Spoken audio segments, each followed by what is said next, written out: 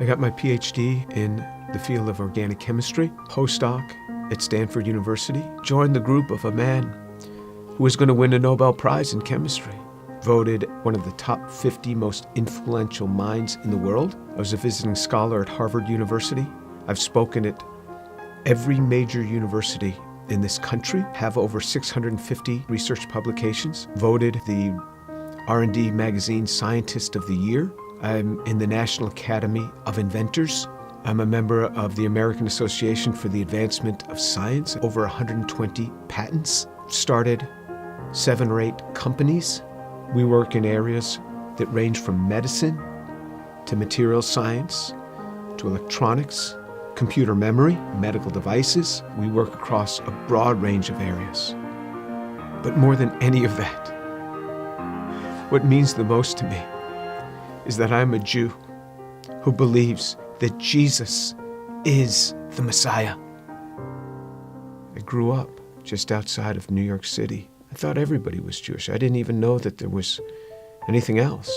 I had no particular interest in that, other than when all my friends were getting bar mitzvahed or bat mitzvahed, and then I would attend, of course, every week. There was never really any excitement for me. I remember once I even tried to talk to a rabbi. He just brushed me off. There was very little explanation for me. I remember when I went to college, I started meeting a number of people that said that they were born-again Christians, which was sort of an odd term. What's born again? What do you mean, born again? One person saw me in the laundry room. He said, "Do you mind if I give you an illustration of the gospel?" And I remember we sat there and he actually started to draw a picture. A cliff with a man on one side, and he drew a little man, and then another cliff with God on the other side, and a big chasm in between that he labeled with sin. And I looked at him, I said, "I'm not a sinner. I've never killed anyone. I never robbed a bank. How could I be a sinner?" And he had me read a verse from the Bible. "For all have sinned and fall short of the glory of God." In modern Judaism, we never really talked about sin. I don't remember ever talking about sin in my home. So he turned to another passage. Jesus said, "I say to you that everyone who looks upon a woman with lust for her has already committed adultery with her in his heart." Pow! I felt just as if I had been punched right in the chest. Here I was, new in college. I didn't think anybody knew. I would pick up these magazines and I became addicted to pornography. It was just through those magazines. And all of a sudden, something that's written in the Bible, somebody who lived 2,000 years ago is calling me out on it. And I felt immediately convicted. And that now I realized I was a sinner. When I read in the scriptures what sin is, then I knew I was a sinner. How am I going to get to God? We Jews know this better than anyone else. Without the shedding of blood, there is no forgiveness of sin. This description in Isaiah 53 of how he will bear upon himself my sin, the things that I had done, and this was him. This was the man that took this upon himself on the cross. The perfect God comes and gives himself for us. He is the one that gives himself for us. I started to realize how Jewish the New Testament is. This book is so Jewish. The New Testament is so Jewish. It's all around Jewish people.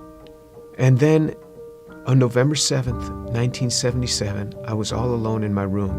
The realization that Yeshua is the one who died on the cross. And I said, "Lord, I am a sinner. Please forgive me. Come into my life."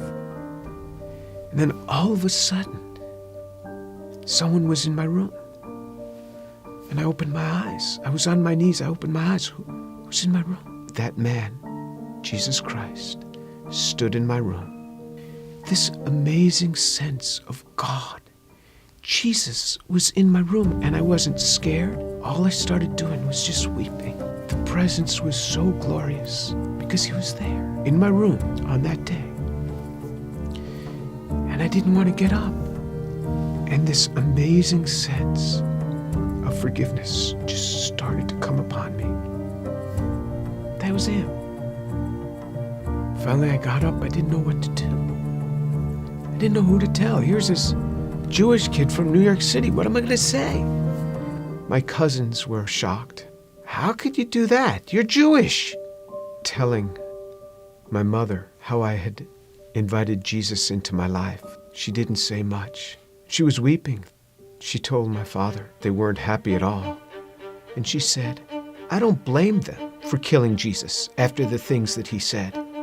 Who is he to come against these religious leaders that have dedicated their lives to helping people and to tell them that they are whitewashed tombs? Who is he, this young man in his 30s, to say this to these scholars? He got what he deserved. And my mother's a very deep, pensive, careful reader. She read from Genesis right on through the Tanakh, the whole thing. When she got done, I said, what did you think? She said, God warned us over and over again. He warned us. When my daughter was about 15, my mother and father came to visit us. At one point, my mother went into her room for several hours. She came out. She said, quite a young girl you have. She talked to me for a long time. She started reading the Bible again, both the Old and the New Testament. One day, not long after that, she called me on the phone at the age of 72. She said, Jimmy, you wouldn't believe what happened. I said, what happened? She said, I was just reading. And it hit me. It hit me. The way he gave his life. I believe it now. Jesus is the Son of God.